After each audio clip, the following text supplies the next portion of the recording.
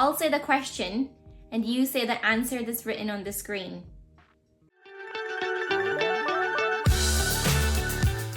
ਤੁਹਾਡਾ ਨਾਮ ਕੀ ਹੈ?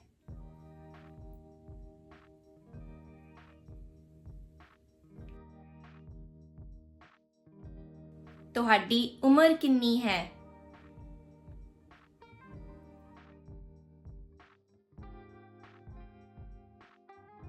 ਤੁਸੀਂ ਕਿੱਥੋਂ ਹੋ?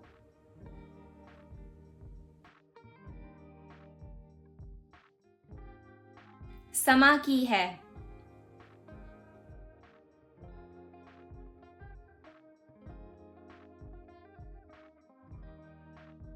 ਅੱਜ ਕੀ ਦਿਨ ਹੈ?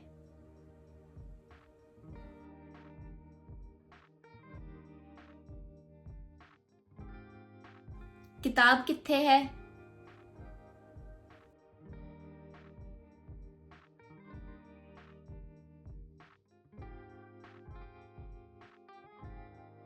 ਤੁਸੀਂ ਕੀ ਕੰਮ ਕਰਦੇ ਹੋ?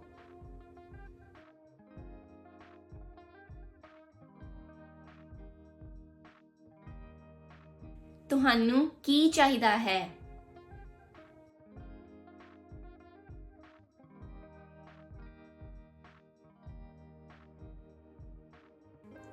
ਅੱਜ ਮੌਸਮ ਕਿਹੋ ਜਿਹਾ ਹੈ? ਅੱਜ ਬਾਹਰ ਧੁੱਪ ਨਿਕਲੀ ਹੈ।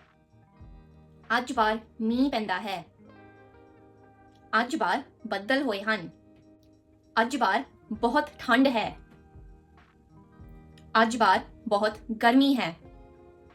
ਅੱਜ ਬਾਹਰ ਮੌਸਮ ਬਹੁਤ ਸੋਹਣਾ ਹੈ। ਕੀ ਤੁਸੀਂ ਅੰਗਰੇਜ਼ੀ ਬੋਲਦੇ ਹੋ?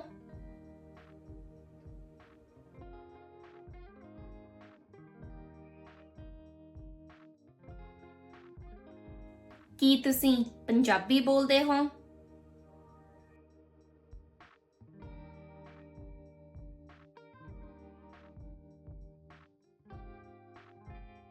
ਤੁਹਾਡਾ ਮਨਪਸੰਦ ਰੰਗ ਕੀ ਹੈ?